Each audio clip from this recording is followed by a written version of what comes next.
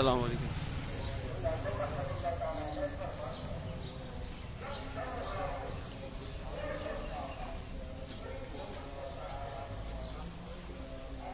السلام علیکم.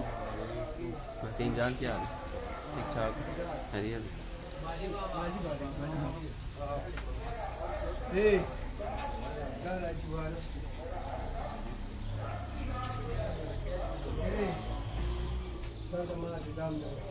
السلام علیکم.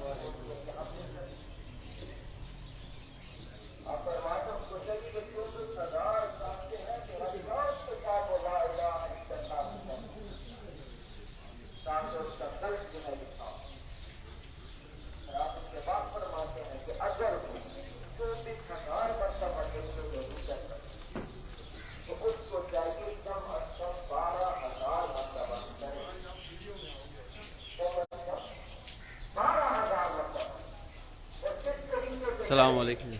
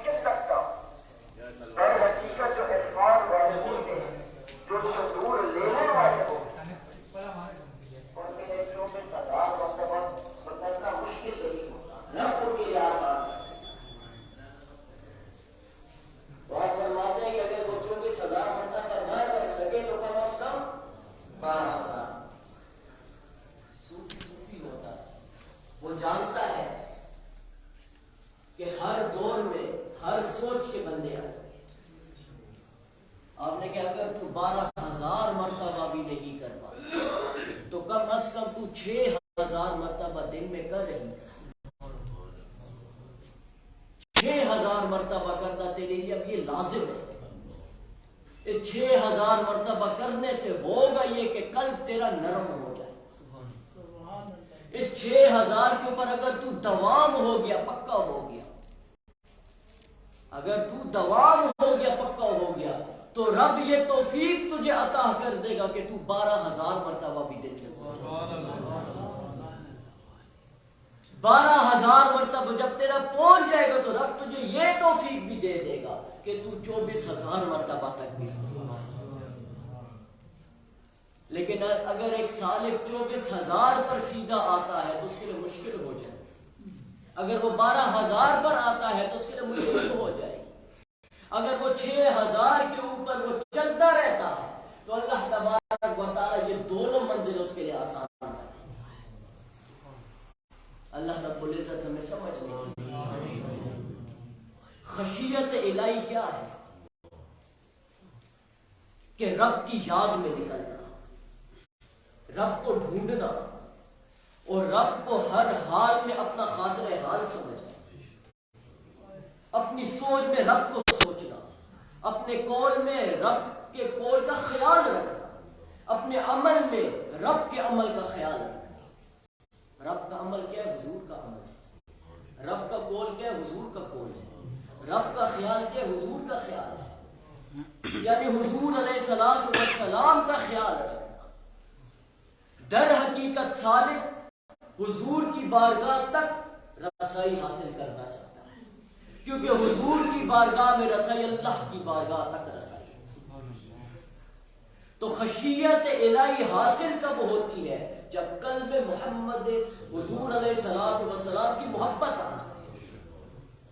اور حضور علیہ السلام کی محبت جس قلب میں آ جاتی ہے تو اللہ تبارک و تعالی اس محبت کے صدقے سے اس کو نیک بارگاہ تک پہنچا سکتا ہے، تاکہ یہ اس محبت کو سمجھے اور اس محبت کو جانے اور اس محبت کو حاصل کرے اور اس محبت کو اپنے قلب کے اندر دوام اور قرار دے، تاکہ اس کے قلب کے اندر سے یہ محبت نہ جائے.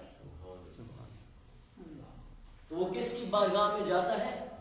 صوفیاء کی بارگاہ میں جاتا ہے، جن کے قلب حضور کی محبت سے سرشار ہوتے ہیں. یہ بار بار حضور کی محبت کا ہر جمعے میں کہتا ہوں، یہ محبت ہی سب کچھ ہے. یہ محبت ہمیں حقیقت تک پہنچاتی ہے، یہ محبت ہمیں حقیقت شناس کرتی ہے، یہ محبت ہمیں بتاتی ہے کہ ہمارے اندر کہاں کہاں پر کون کون سا عیب ہے، کون کون سے گناہ ہیں.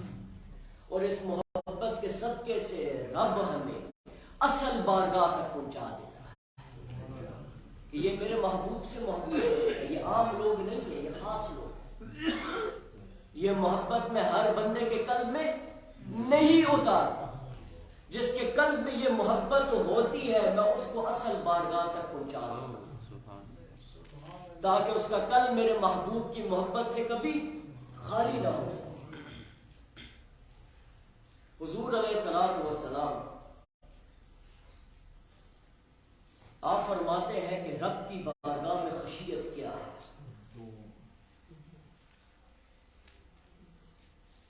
آپ فرماتے ہیں کہ جب ایک انسان اپنے آپ کو اللہ تبارک و تعالیٰ کے حضور بیچ دیتا ہے. بک جانا کیا ہے کہ اب اپنا خیال نہیں رہا، اب اس کا خیال ہے جس کے ہاتھ میں بک گئے. جب وہ خود کو اللہ تبارک و تعالیٰ کے حضور بیچ دیتا ہے، یہ بیچ دینے کا خیال اس کی خشیت ہے. جب وہ بک گیا، غلام ہو گیا،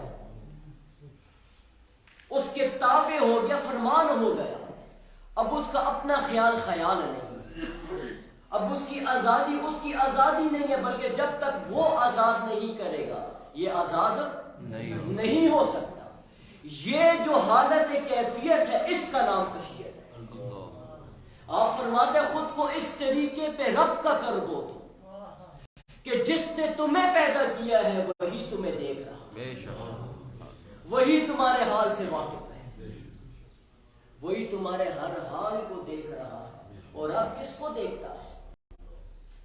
رب حضور علیہ السلام کو دیکھتا ہے، کیونکہ حضور علیہ السلام نے خود کو رب کو دے دیا. تو اللہ تبارک و تعالیٰ حضور خود فرماتے ہیں حدیث مبارکہ میں کہ رب کسی کی صورتوں کو نہیں دیکھتا. رب اگر دیکھتا ہے کسی کی صورت، وہ میری صورت. صوفیہ لکھتے ہیں کہ رب ہمیں کس کی صورت سے دیکھتا ہے؟ رب ہمیں حضور کی صورت سے دیکھتا ہے. یعنی صوفیہ ہمیں بتانا چاہتے ہیں کہ اگر حاصل کرنا ہے رب کا خشوع و خضوع، رب کی معرفت، رب کی رکت، تو حضور علیہ السلام کے حال میں گم ہو جاؤ اور حضور علیہ السلام کے کردار کو اپنے اوپر ڈالو اور حضور علیہ السلام کا جو عمل ہے اس عمل پہ چل. تو اس عمل پہ کون چلتا ہے؟ ہم تو چلنے سے رہے. اس عمل پہ جو چلتا ہے وہ صوفی چلتا ہے، وہ اولیاء اللہ چلتے ہیں، وہ اللہ والے چلتے ہیں، وہ یہ صوفیان دل لوگ چلتے ہیں. آپ فرماتے ہیں مولانا روم رحمت اللہ تعالی علیہ، جملہ عالم زی سبب گمراہ، کم کسے زبدان حق آگاہ. اس شعر میں بہت فصاحت ہے. آپ سبق دینا چاہتے ہیں کہ جملہ عالمین کی گمراہی کا سبب ہی یہ ہے کہ وہ ان اولیاء اللہ کو بھول بیٹھے ہیں کہ جو رب کی طرف سے مقرر کرتا ہے. ان کی بارگاہوں سے دور ہو چکے ہیں. وہ خود سے عبادات کرتے ہیں، وہ خود سے ریاضات کرتے ہیں، وہ خود سے رب کو پانے کی کوشش کرتے ہیں، لیکن در حقیقت رب کو اگر پانا ہے تو حضور کی نگاہ سے پانا. رب کو پانے کے طریقے ہیں، رب تک پہنچنے کا طریقہ ہے، رب تک پہنچنے کا رستہ ہے، اور وہ رستہ کیا ہے؟ محمد رسول اللہ. جملہ عالم زی سبب گمراہ. آپ فرماتے اسی لیے تو میں دیکھ رہا ہوں کہ جملہ عالمین اسی وجہ سے گمراہ ہو رہے ہیں. کم کسے زبدان حق آگاہ، کہ کم ہی لوگ ہیں کہ جو ان اولیاء اللہ سے واقف ہوتے ہیں. آپ فرماتے جو ان اولیاء اللہ سے واقف ہو جاتا ہے وہ صراط مستقیم پہ چل پڑتا ہے، کیونکہ ان کی بارگاہ تک پہنچنا کیا ہے؟ اولئک علی ھدی من ربہم واولئک ھم المفلحون. یہی وہ لوگ ہیں جو اپنے رب کی طرف سے ہدایت پر ہیں. یعنی اتنا ہدایت پر چلے ہیں یہ لوگ. ہدایت کون ہے؟ حضور کے رستے پہ چلے. اتنا حضور علیہ السلام کے رستے پہ چلے ہیں یہ لوگ کہ اللہ تبارک و تعالیٰ نے ان کو ہادی بنا دیا کہ اب جو ان کی بارگاہ میں بیٹھ کے ان کے رستے پہ چلے گا، جو ان کی بارگاہ میں بیٹھ کر ان کے رستے پہ چلے گا، میں ان کو بھی ہدایت دے دوں۔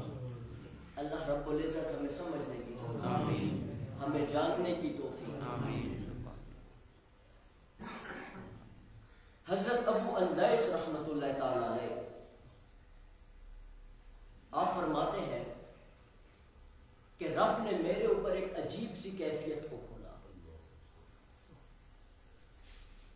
اور یہ میرا کام بھی تھا کہ جب بھی میں روتا تو میں اپنے آنسوؤں کو اپنے چہرے اور اپنے وجود کے اوپر مل دیتا۔ آپ کے ایک مرید نے آپ سے پوچھا کہ حضور آپ یہ کام کرتے کیوں ہیں کہ جو آپ کے آنسو نکلتے ہیں آپ ان کو اپنے پورے چہرے کے اوپر، یہاں تک کہ وجود کے اوپر، جہاں جہاں پر آپ کا وصف ہوتا ہے وہاں تک آپ اس کو مل دیتے ہیں؟ آپ نے کہا کہ حضور علیہ الصلوۃ والسلام نے کہا کہ قیامت کے دن جب اللہ تبارک و تعالی مومنین کو جنت میں داخل کر دے گا، مومنین کو جنت میں داخل کر دے گا، تو پھر اس کے بعد اللہ تبارک و تعالی اپنے فرشتے کو کہے گا یہ جو برتن کے اندر میں نے پانی رکھا ہے یہ میرے مومنین کے پاس لے کر چلے۔ اس برتن کا پانی وہ ان مومنوں کو دیا جائے گا، اور وہ لوگ کون ہوں گے جو رب کے دیدار کے لیے اپنی زندگی کو گزارتے ہیں۔ رب فرمائے گا اب وقت آ گیا ہے کہ میں ان کو اپنا دیدار کروں۔ تو اللہ تبارک و تعالیٰ اپنے اس فرشتے کو کہے گا کہ جا کے ان کی آنکھوں کو اس پانی سے دھلا دو، جا کے ان کی آنکھوں کو اس پانی سے دھلا دو، سب کو دے دو۔ وہ لوگ اس پانی سے جو فرشتہ ان کو دے گا اپنی آنکھوں کو دھلیں، پھر اس کے بعد اللہ تبارک و تعالیٰ ان کو اپنا دیدار کرے، اور پھر اللہ تبارک و تعالیٰ ان سے پوچھے گا کیا تم لوگ جانتے ہو کہ یہ پانی کیا ہے؟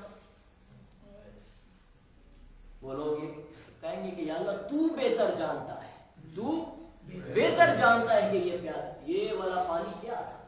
آپ کہیں گے یہ وہ لوگ تھے کہ جو ہر وقت میری یاد میں روتے ہیں، جو ہر وقت میری عبادت میں مستغرق اور اپنے آنسو بہاتے رہتے تھے، اور میرا یہ کام تھا اور میں نے یہ کام کیا کہ میں نے ایک فرشتے کو ان کے ساتھ مقرر کر دیا جو ان کے آنسوؤں کو میرے اس برتن میں جمع کرتے ہیں، اور میں نے ان آنسوؤں کو یہ مقام دیا کہ جو میرا دیدار کرنا چاہتا ہے وہ ان آنسوؤں سے اپنی آنکھوں کو دھو لے، وہ مجھے دے۔ اللہ،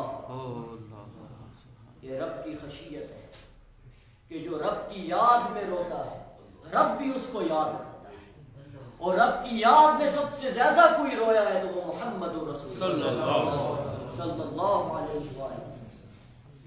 یہ رونا ہمیں ملا ہے تو حضور کی جانب سے ملا ہے۔ اس عبادت کا طریقہ اگر ہمیں آیا ہے تو حضور کی جانب سے آیا ہے کہ ہم نے کس طریقے پہ اپنے رب کو راضی رکھا ہے اور کس طریقے پہ رب ہمارے قریب ہوتا ہے۔ یہ کس نے بتایا ہے ہمیں حضور نے بتایا۔ تو حضرت ابو الیث رحمۃ اللہ تعالی علیہ فرماتے کہ یہ وہ آنسو ہیں کہ جو رب ان آنسوؤں کے صدقے سے اپنا دیدار مومنین کو کرے۔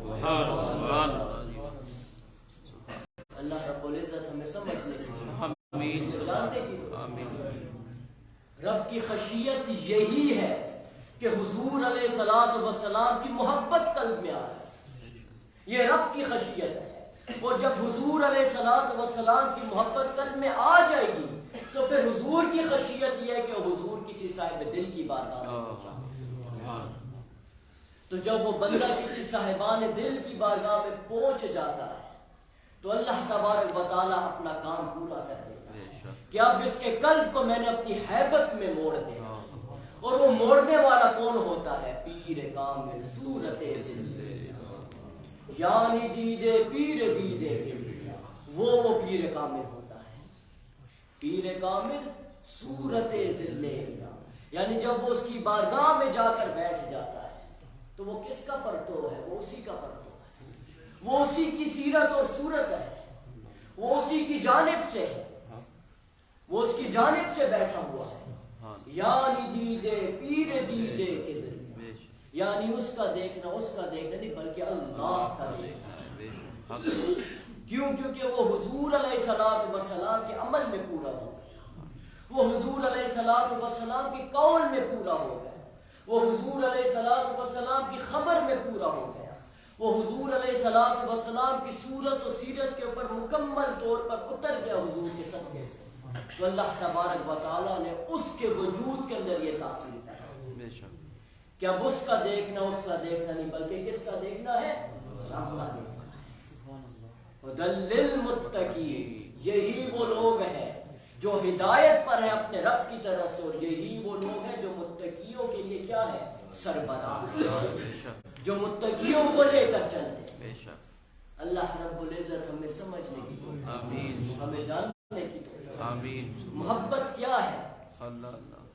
محبت کیا ہے؟ محبت ایسی چیز ہے کہ جو ادب سکھاتی ہے، اور حضور علیہ السلام خود فرماتے ہیں کہ ادب حاصل کرو، اخلاص حاصل کرو، کیونکہ جب ادب اور اخلاص اس قلب کے اندر آئے گا تو ہر عبادت تمہاری معراج بنے گی۔ یہ صوفی فرماتا ہے کہ جب ادب اور اخلاص کے ساتھ کوئی عمل کیا جاتا ہے، اگر وہ عبادت میں شامل نہ بھی ہو تو رب اس عمل کو جو عبادت کے بغیر ہے وہ بھی معراج تک پہنچاتا ہے، کیونکہ ادب سلیقہ سکھاتا ہے، ادب سکھاتا ہے، طریقہ سکھاتا ہے، جھکنا سکھاتا ہے، فقیری سکھاتا ہے، عاجزی سکھاتا ہے، توکل سکھاتا ہے، اس نظر میں اس دل کے اندر رب کی حیبت کو جگہ دیتا ہے۔ حضور علیہ السلام کی محبت آتی ہے، کس سے آتی ہے؟ ادب اور اخلاص سے۔ اور یہ جو صوفیوں کی جو بارگاہ ہے، یہ جو اولیاء اللہ کی جو بارگاہ، یہ کیا سکھاتے ہیں؟ یہ ادب سکھاتے ہیں۔ ایک صوفی کا واقعہ آپ کو سناتا ہوں۔ سبحان اللہ۔ آپ کا ایک ہی بیٹا تھا، جب وہ بیٹا 4 سال کا ہوا تو آپ کے والد کا انتقال ہوا۔ تو والدہ بھی چونکہ اس صحبت میں رہی تھی تو وہ یہ جانتی تھی کہ میرا بیٹا اس اہل نہیں ہوا کہ یہ اپنے باپ کی جگہ پر بیٹھے، اور ان کے اتنے مرید ہیں، متوسلین ہیں، چاہنے والے، پیار کرنے والے، اور میں یہ نہیں چاہتی کہ یہ جاہل جو ہے ان کی جگہ کے اوپر آ کے بیٹھ جائے، کیونکہ اس کے اندر وہ چیز ابھی تک اتری نہیں۔ آپ کی والدہ نے آپ کو کہا کہ بیٹا تو ایسا کر کہ تو جا کے کچھ کما کے لا، تو کچھ حاصل کر کے۔ آپ نے اپنی والدہ کو کہا کہ میں تو چھوٹا ہوں، میں کیا حاصل کروں اور میں کس طریقے پہ حاصل کروں؟ آپ نے کہا کہ جا اور فلاں جنگل میں چلا جا اور وہاں پر جا کے بیٹھ جا، اور رب سے ایک ہی بات تو نے کرنی ہے کہ رب تو مجھے کچھ سکھا دے، اے رب تو مجھے کچھ سکھا دے۔ وہ کچھ عرصے رہے جنگل میں، کچھ حاصل نہیں، واپس آئے والدہ کی طرف کہ میں یہی دعا مانگتا رہا، مجھے کچھ حاصل نہیں۔ آپ کی والدہ نے آپ کو کیا کہا کہ تجھے حاصل ہو گیا، تجھے وہ رستہ مل چکا ہے، لیکن تو رستے کو دیکھ نہیں رہا۔ اب اس رستے کو پہچاننے اور دیکھنے کے لیے اب میں تجھے ایک بندہ بتاتا ہوں جو تیرے والد کا مرید ہے، وہ فلاں جگہ پر رہتا ہے، اس کی صحبت اختیار ہے۔ میں نے اس کو پیغام بھجوا دیا ہے کہ میرا بیٹا تیری جانب آ رہا ہے، وہ اس کا کام ہے کہ وہ تجھے کیا سکھاتا ہے، لیکن میری نظر میں وہ واحد ہے کہ جو تجھے اس مقام تک پہنچا۔ آپ اپنے والدہ کی دعا لے،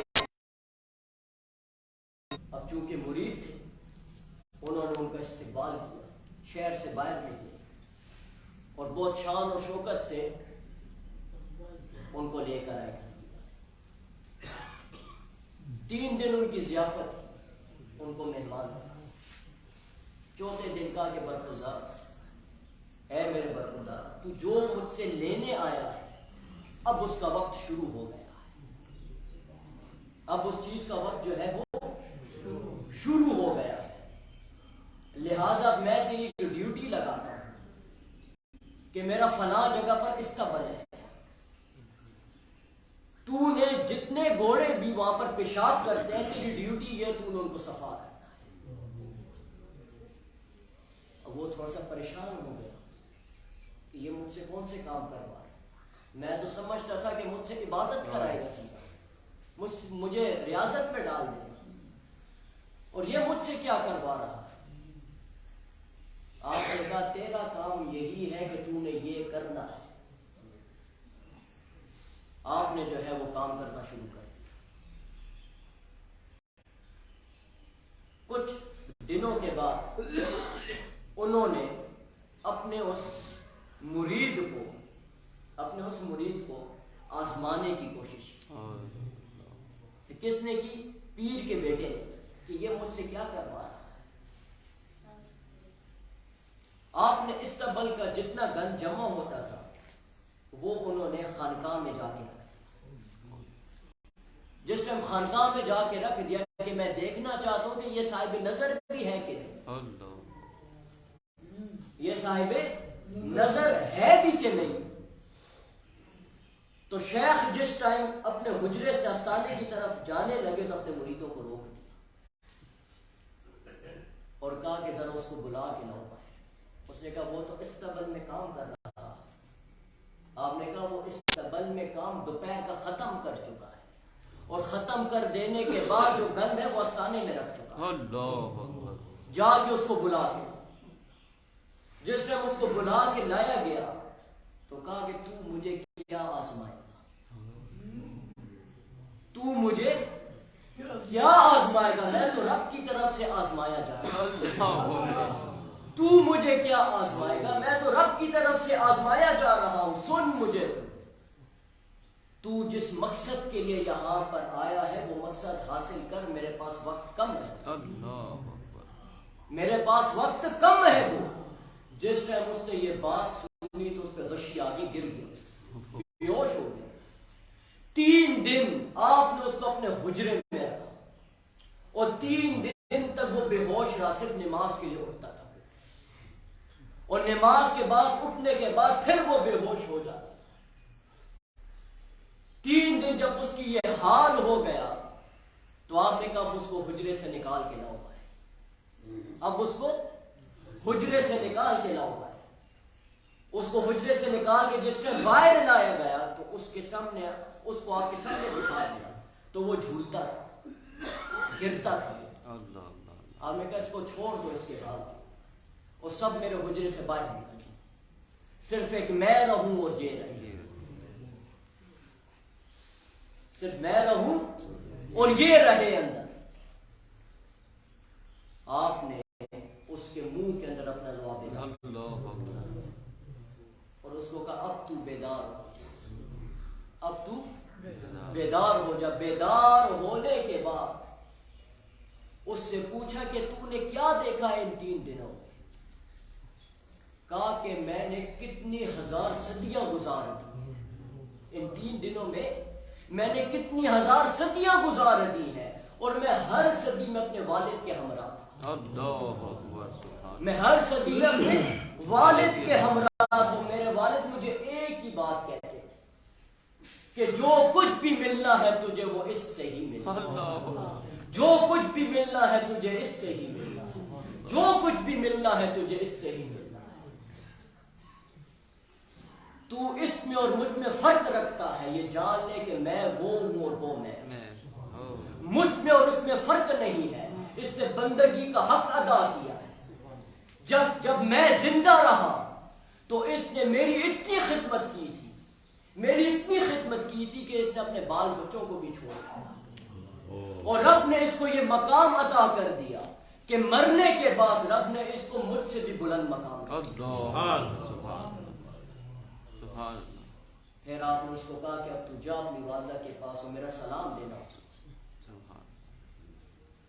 میرا سلام دیجیے گا اور بس جاؤ، میں نے تمہارا کام کیا۔ جب آپ وہاں پر پہنچ گئے، والدہ کو سلام کیا، والدہ نے کہا اب تجھ سے مجھے خوشبو آ رہی ہے، اب تجھ سے مجھے، آپ کی عمر 13 سال، اب تجھ سے مجھے خوشبو آ رہی ہے، لہٰذا جا، میں نے وہ چراغ رکھا ہے اور اس چراغ کو جا کے تو نے تیلی سے نہیں لگانا بلکہ لا الہ الا اللہ کہہ کے، اللہ اکبر، تو نے کس طریقے پہ لگانا ہے؟ تو نے جا کے چراغ کو کہنا ہے لا الہ الا اللہ، لا الہ الا اللہ، آپ گئے اور اس چراغ کو کہا لا الہ الا اللہ، وہ چراغ روشن۔ سبحان اللہ، سبحان اللہ، سبحان اللہ۔ تو یہ جو صوفی لوگ ہوتے ہیں، جو اہل دل ہوتے ہیں، یہ وظائف دے کے معرفت نہیں دیتے بلکہ یہ قلب کی حالتوں کو بدلاتے رہتے ہیں۔ جو بیماری اندر ہوتی ہے اس بیماری کو دیکھ لیتے ہیں۔ اگر اس کے قلب کے اندر تکبر ہے تو سب سے پہلے اس تکبر کی جڑ کو نکالنا ہے۔ اگر اس کے قلب کے اندر رعونت ہے تو اس رعونت کو نکالنی ہے۔ اگر اس کے قلب کے اندر لالچ ہے تو اس لالچ کو نکالنا ہے۔ اگر اس کے قلب کے اندر جھوٹ ہے، دغا ہے، فریب ہے، دھوکہ ہے تو ان بیماریوں کو نکالنا ہے۔ جب یہ بیماریاں نکل جائیں تو اللہ بیٹھ جائے۔ ای دل خانہ ذوالجلال کہ غیر نواڑی کڈن ہونما، ایک مرتبہ غیر اس میں آ جائے تو رب نہیں بستا۔ تو جب صوفی لوگوں کی بارگاہ میں بندہ جا کر بیٹھ جاتا ہے تو وہ یہ قلب کے طبیب ہوتے ہیں، معالج ہوتے ہیں، وہ اس قلب کی حالت کو بدلتے رہتے ہیں اور قلب کی حالت کو بدل کے وہ پھر رب کا ذکر دیتے ہیں، اور جب وہ صالح کو ذکر کو کرتا ہے تو پھر وہ اثر دکھاتا ہے، وہ اثر رکھتا ہے، وہ خون میں، رگوں میں، جسم میں، ہر جگہ پر دوڑ رہا ہوتا ہے۔ حضرت بختیار کاکی رحمت اللہ تعالی علیہ آپ کے کچھ اشعار ہیں، آپ فرماتے ہیں اگر یار می بآیت جگر را کنم کباب، اگر یار می بآیت جگر را کنم کباب، سر را پیالہ سازم خورا کنم شراب، سر را پیالہ سازم خورا کنم شراب، تن را رباب سازم رگہائے تار تا، ہر تار می بگوین اے یار یار۔ آپ فرماتے ہونا تو مرید کو ایسا چاہیے اپنے محبوب کے ساتھ۔ آپ فرماتے اگر مجھ سے میرا محبوب ملنے آئے تو میرا کیا حال ہے ذرا سن لو۔ اگر یار می بآئے جگر را کنم کباب، تو میں اپنے جگر کے کباب اس کو بنا کے کھلاؤں۔ سر را پیالہ سازم خورا کنم شراب، میں اپنے سر کو پیالے کی مانند کر دوں اور اپنے خون کی شراب اس کو پیش کروں کہ جس مقام پہ، جس جگہ پر میرا مرشد مجھے لے کر گیا ہے میں اس کا شکر ادا ہی نہیں کر سکتا۔ یہ حضور کے امتی کا حال ہے۔ اللہ تن را رباب سازم رگہائے تار تا، میرا تن رباب ہو جائے اور وہ جو رگے ہیں وہ اس کی تار ہو جائے۔ ہر تار می بگوین تے یار، اور ہر تار یہ کہے کہ اے یار یار۔ جب بھی اس کو بجایا جائے تو اس سے ایک ہی آواز نکلے اے یار یار، اور کوئی دوسری آواز اس سے نہ نکلے۔ یہی دین ہے ہمارا، یہی دین ہمیں سکھاتا ہے۔ اگر کوئی شخص ان کو نکال کے اور دین ہمیں سکھاتا ہے تو وہ دین ہمارے اندر کبھی نہیں اترے گا۔ دین اگر ہمیں ملا ہے تو ان صوفیوں سے ملا ہے، ان اولیاء اللہ سے ملا ہے، ان اللہ والوں سے ملا ہے، ان صوفیوں کی درسگاہوں سے ملا ہے جن کے مرنے کے بعد ان کے مزار ابھی تک حیات ہے۔ اگر کوئی ہٹانے والا ہو تو جا کے ہٹا کے دکھا، یہ زندہ ہے، تابندہ ہے، اور تا قیامت زندہ رہے، اور جو ان کی پناہ میں رہے گا رب ان کو بھی زندہ رکھے گا، رب ان کو بھی کبھی مرنے نہیں دے گا، کبھی ان کو مردہ نہیں کرے گا۔ اللہ رب العزت ہمیں سمجھنے کی توفیق آمین، ہمیں جاننے کی توفیق دے۔ یہی ذکر ہے، یہی ذکر ہمارے لب کے اوپر جاری و ساری ہے، اور اسی ایمان کو لے کر ہم حضور علیہ الصلوۃ والسلام سے جا ملے۔ اور حضور علیہ الصلوۃ والسلام ہمیں حوض کوثر نصیب فرمائے اور اسی ایمان کے ساتھ اللہ رب العزت کے حضور ہم سرخرو ہو جائیں۔ وما علینا الا البلاغ۔ جن لوگوں نے سنت